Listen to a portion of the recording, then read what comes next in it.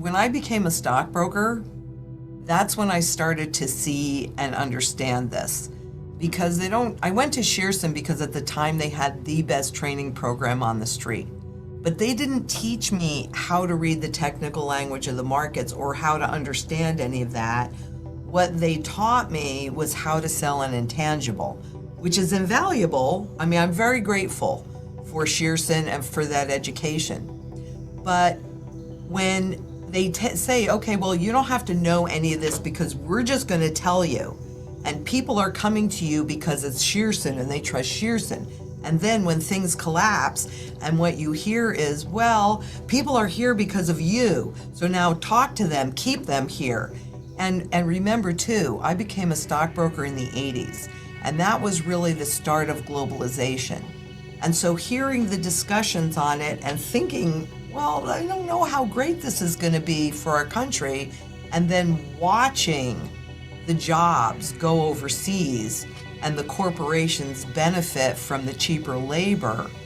So, and then really on top of that, looking at currencies and seeing patterns, seeing repeatable patterns and realizing that everything has a life cycle, currencies included, have a life cycle. And just like, you know, my life cycle where I'm at 66 is very different than where my granddaughter is at 6, right? And the same thing is true for currencies. You can see this obvious pattern once you understand what you're looking at. And that enables you to get into the proper position to survive it and even thrive from it. And this is what the central bankers know. So I would say that, you know, looking, and I love history, and I'm an artist, so that's probably why I really see, you know, the patterns in it.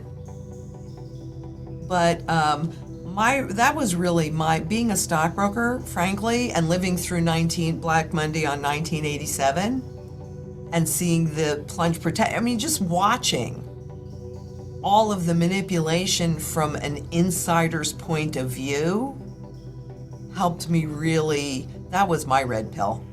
All taxes definitely impact those that make less money, and the monetary system itself is designed to tax those that don't make as much at a much heavier rate, whether it's for land or, frankly, it's for anything else. Do I think you can take care? You know, here's the thing. Do you like paying taxes? Now, if you felt your taxes were actually going to something that was beneficial, you probably wouldn't care. I wouldn't care. But when you're looking at the land taxes or any taxes, so much of that money is wasted because it's so easy to spend other people's money. And what I know is that during the Great Depression, you could have had your house or your property paid off in full, but if you did not pay your taxes, then you lost the property. And so when I'm looking at land taxes and looking at what happens to them, which has already started here, I mean, we had an increase of, I think, 4%, which is the highest level percentage-wise since the mid-90s on the land taxes, on property taxes, then you can see the writing on the wall, because land is immovable property, right? You can't put that property on your back and take it. And so governments utilize that, and they've been saying we have not been using this enough. So when you're looking at land tax, it actually makes me quite nervous, because I see historically what happens to property taxes during hyperinflationary and reset events, which is what we are going through. So, you know, I think the whole system needs a complete overhaul, and I think there needs to be much better checks and balances, because it's so easy to spend other people's money.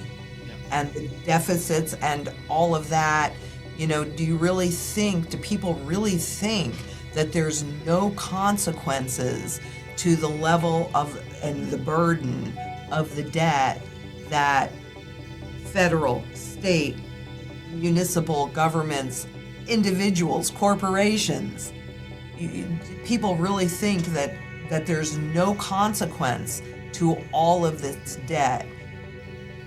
The land tax, whether it's property taxes, sales, or however, I mean, we are taxed to death. When you buy something, I mean, this is like, I don't know, quadrillion taxation. So I think there are more fair ways to do it, but aside from that, I think it needs a big overhaul and then a whole lot more accountability.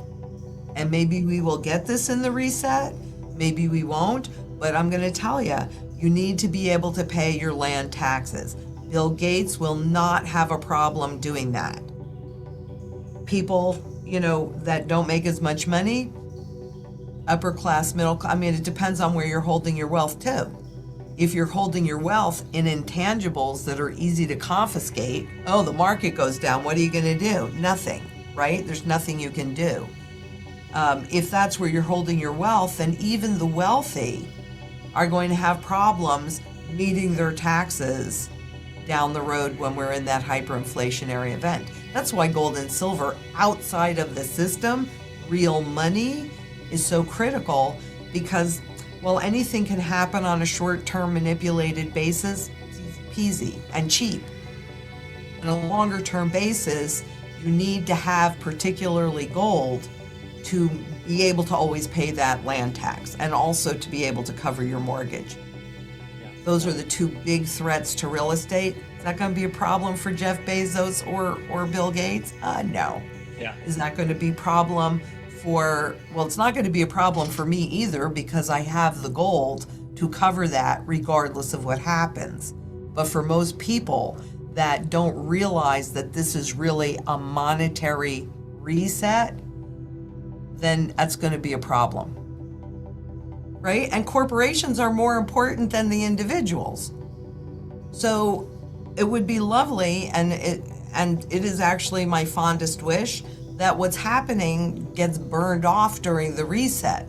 Yeah. But if the same people remain in power, so what? If they get rid of all of these taxes and they go to one land tax, do you think that's where it's going to stop?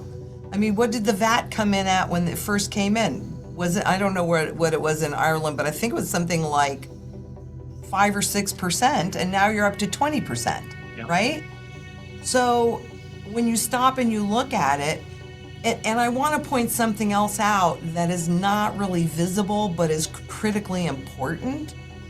The whole fiat money system, so the government-based money system, it by design is designed around inflation. So you want to talk about the normal person trying to get ahead? I mean, you are cut off at the knees because your income will never keep pace with inflation.